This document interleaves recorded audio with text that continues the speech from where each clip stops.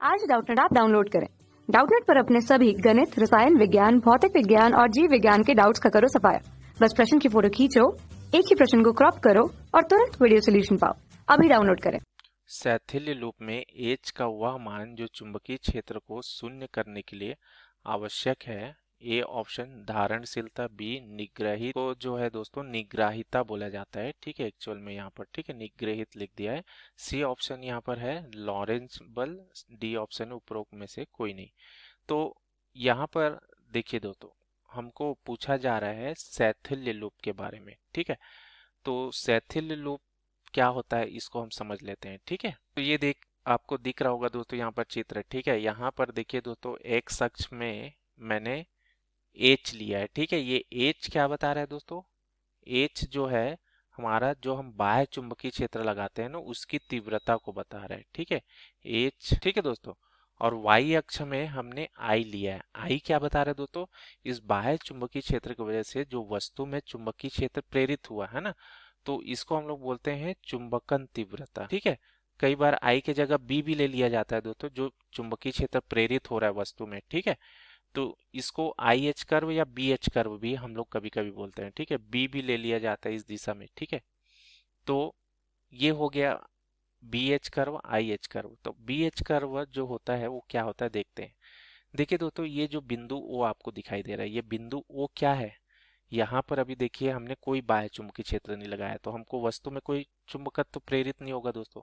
तो ये दोनों जीरो होंगे। तो अब देखिए हम धीरे धीरे इसके बाद अब चुंबकीय क्षेत्र को बढ़ा रहे हैं, तो वस्तु के अंदर भी चुंबकत्व प्रेरित होगा दोस्तों, मतलब आई का मान भी हमारा बढ़ेगा।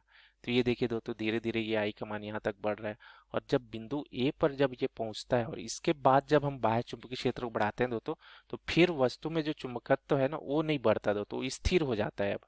तो इसको हम लोग बोलते हैं संतृप्त अवस्था। संतृप्त, ठीक है, संतृप्त अवस्था इसको बोला जाता है दोस्तों। अब इसमें आप कितना भी बाह्य चुंबकीय क्षेत्र लगा लो, उसमें और चुंबकत्व उत्पन्न नहीं होगा दोस्तों। अब देखिए, तो ये हुआ हमारा मैग्नेटाइजेशन बोलते हैं दोस्तों। हमने पदार्थ को चुंबकीय कर रहे थे, चुंबकीकृत कर रहे थे। अब इसके विपरीत लाना है दोस्तों, मतलब अब पदार्थ को, चुंबकत्व को खत्म करना है, घटाना है।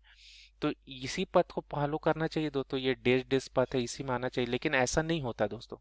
देखिए ये पथ अब ऐसे हो जाता है ए बी सी, यहाँ पर डी मान लीजिए, इसको ई एफ ए, इस बंद वक्र को फॉलो करता है दोस्तों, ठीक है।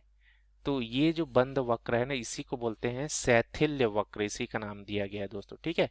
इसी को बी एच कर्व या आई एच कर्व भी बोलते हैं और शैथिल्य वक्र भी इसको बोलते हैं। तो देखिए इसमें क्या क्या होता है इसको समझते हैं। देखिए इसको अब हम डीमैग्नेटाइज कर रहे हैं, मतलब बाह्य जो चुंबकीय क्षेत्र है ना, उसका मान को धीरे धीरे कम कर रहे हैं। तो वस्तु में चुंबकत्व का गुण भी धीरे धीरे कम होगा। अब देखिए जैसे ये बी बिंदु पर पहुंचता है दोस्तों, तो देखिए हमने यहाँ पर चुंबकीय क्षेत्र जो बाह्य में लगाया है वो शून्य कर दिया है, लेकिन फिर भी वस्तु के अंदर ये चुंबकत्व दर्शा रहा है दोस्तों। तो ये जो ओबी है ना, इसी को बोलते हैं दोस्तों, ये ओबी क्या बता रहा है यहाँ पर? इसी को बोलते हैं धारणशीलता। मतलब बाह्य चुंबकीय क्षेत्र का मान शून्य है, फिर भी वस्तु के अंदर चुंबकत्व रह गया है वो, तो वो भी हमारा धारणशीलता कहलाता है। अब इसके बाद जैसे हम वस्तु के चुंबकत्व पूरी तरह से शून्य करना चाहते हैं, तो ये जैसे सी बिंदु पर लाए, तो यहाँ पर वस्तु के अंदर चुंबकत्व शून्य हो गया, लेकिन इसके लिए हमको क्या करना पड़ा दोस्तों? बाह्य चुंबकीय क्षेत्र को विपरीत दिशा में बढ़ाना पड़ा, है ना। पहले जो दिशा थी उससे विपरीत दिशा की ओर इसमें बढ़ा है, तो ओसी यहाँ पर इसी को बोला जाता है निग्रहिता, ठीक है। अब देखिए फिर इसके बाद हम बढ़ाते जा रहे हैं दोस्तों विपरीत दिशा में बाह्य चुंबकीय क्षमता। तो डी बिंदु पर आके देखिए, अब यहाँ पर इससे ज्यादा वस्तु में चुंबकत्व उत्पन्न नहीं होगा। तो डी बिंदु हमारा संतृप्त अवस्था वाला कहला गया, इसको आई सैचुरेटेड यहाँ लिखा है। यहाँ पर अब ये मैंने अभी तक क्या करा था, डीमैग्नेटाइज करा था, अब फिर से इसको मैग्नेटाइज करते हैं। तो हम बाह्य चुंबकीय क्षेत्र का मान बढ़ाते हैं, तो देखिए फिर से ई बिंदु मिलेगा, तो ई हमारा उसी धारणशीलता को ही बताएगा। यहाँ पर एफ बिंदु मिलेगा, तो ओ एफ हमारा निग्राहिता को बताएगा, ठीक है। तो यहाँ पर मैं लिख देता हूँ, ओ ई ओ बी धारणशीलता, ओ एफ और ओ सी निग्राहिता की माप को बताएगा। अब इस तरह से इसको हम आगे यहाँ तक ए बिंदु पर लाते हैं, तो ये हमको फिर से संतृप्त अवस्था मिल जाती है। मतलब इसके बाद आप बाह्य चुंबकीय क्षेत्र मान बढ़ाओगे तो फिर वस्तु में चुंबकत्व उत्पन्न नहीं होगी, ठीक हो, ये फिक्स हो जाती है यहाँ पर।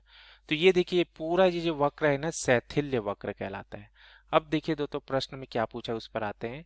एच का वह मान जो चुंबकीय क्षेत्र को शून्य करने के लिए आवश्यक है। तो ये ऑप्शन बताइए दोस्तों कौन सा आ जाएगा हमारा। एच का वह मान जो चुंबकीय क्षेत्र को शून्य करने के लिए आवश्यक है, तो बी ऑप्शन आएगा दोस्तों। निग्राहिता मैंने अभी बताया ना, ये देखिए ओ से सी में हम क्या कर रहे हैं, सी में चुंबकीय क्षेत्र हमारा जो बी है या जिसको आई बोल रहे हैं वो शून्य कर रहे हैं, तो एच का मान हमने क्या किया, विपरीत दिशा में बढ़ाया, तो ये ओ सी हमारा निग्राहिता को बताता है। बी ऑप्शन इसका सही उत्तर है। धन्यवाद। कक्षा 6 से 12वीं से लेकर नीट, IIT, JEE वो एडवांस के लेवल तक 1 करोड़ से ज्यादा छात्रों का भरोसा। आज ही डाउनलोड करें डाउटनेट ऐप या व्हाट्सएप करें अपने सारे डाउट्स 8400 400 400 पर।